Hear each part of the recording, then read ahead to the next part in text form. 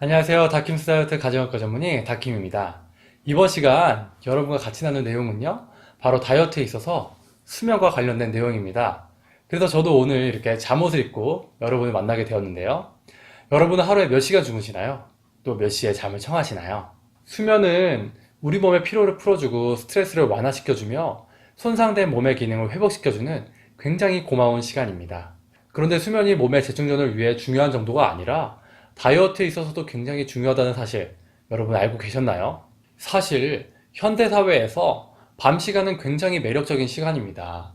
재미있는 TV 프로그램도 많이 하고 친구들과의 모임을 하기도 좋고 뭐 또 아이를 키우시는 분들에게 있어서는 본인만이 누릴 수 있는 유일한 자유시간이 되기도 하죠. 더불어 늘 밝은 네온 사인들이 우리의 밤을 환하게 비춰주고 있고 무엇보다 손안의 스마트폰이 밤낮 상관없이 언제든 우리가 사용하기를 기다리고 있습니다. 하지만 이러한 환경들로 인해서 취침 시각이 늦어지고 수면 시간이 짧아지게 되면서 우리의 건강과 다이어트에도 나쁜 영향을 끼치고 있습니다. 우리 몸은 다양한 호르몬들로 인해 신진대사를 조절하고 있는데, 그런데 수면 부족은 식사 욕구와 더불어 에너지를 조절하는 호르몬의 교란을 유발하게 됩니다. 사실 수면 사이클을 고려할 때 이상적인 수면 시간은 7시간에서 8시간 정도로 알려져 있습니다. 그런데 최근 연구에 따르면 6시간 이하 수면 시 식욕이 상승하게 되어 약 400kcal 열량을 더 섭취한다고 밝혀졌습니다. 이렇게 식욕이 상승한 이유는 수면 부족으로 인해 렙틴이라는 식욕 억제 호르몬의 분비량이 약 20% 감소하고 식욕 증가 호르몬인 그렐린의 분비량은 약 30%가 더 증가하기 때문입니다. 더불어 수면 시간이 짧아지면서 몸이 피곤하다 보니 운동량은 자연스럽게 줄어들게 되고 결국 칼로리 소모가 더 줄어들어 체중이 증가할 수 있음을 설명하였습니다.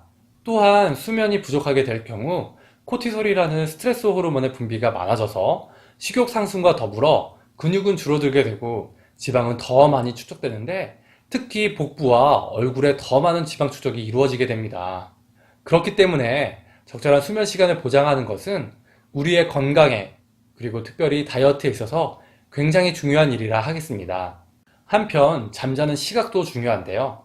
좁게는 11시부터 새벽 1시까지, 넓게는 밤 10시부터 새벽 2시까지 성장 호르몬이라는 호르몬이 많이 나오게 됩니다. 이 호르몬이 소아청소년에게는 키 성장에 중요한 역할을 하지만 성인에게 있어서는 지방을 태우는 데 또한 중요한 역할을 합니다. 그런데 이 시각에 잠을 자지 않을 경우에는 이 호르몬의 분비가 적어서 지방 대사의 혜택을 많이 누리지 못하게 됩니다. 또한 멜라토닌이라는 수면 호르몬이 이 시각에 많이 분비되는데요. 그런데 이때 깨어 있어서 빛이 계속 자극을 주게 된다면 이 호르몬의 분비가 줄어들게 되고 결국 숙면에 취하지 못하게 될 것입니다. 그래서 체중 감량에 좋지 않은 영향을 미치게 되겠죠. 특히 밤늦은 시각에 깨어 있을 경우에 오랜 시간 공복 상태에 노출되게 되어 올라간 식욕으로 인해 야식의 유혹을 참기 어렵게 될 것입니다. 어떠세요? 이번 시간에는 다이어트에 있어서 수면이 하는 역할에 대해 같이 한번 알아보았는데요. 사실 여러 호르몬들이 나와서 좀 어렵게 느껴지셨을 것 같습니다. 간단히 정리하자면 한마디로 늦게 자고 조금 자면 다이어트에 좋을 수 없다. 이러한 내용이 되겠습니다. 결국 일찍 자고 충분한 수면을 취하면 다이어트에 좋은 호르몬들의 영향을 받아 체중 감량에 도움이 될 것입니다. 다음 시간에는 실제로 이렇게 중요한 수면에 대해 수면의 질을 어떻게 높일 수 있을지 그 방법에 대해 알아보도록 해보겠습니다. 저 다킴도 사실 약간 불면증이 있는 편인데 과연 어떻게 잠을 잘 자도록 노력하고 있는지 저 다킴이 실제로 하고 있는 구체적인 팁도 여러분들께 알려드리도록 하겠습니다. 이상 여러분의 다이어트 디렉터 다킴이었습니다. 감사합니다.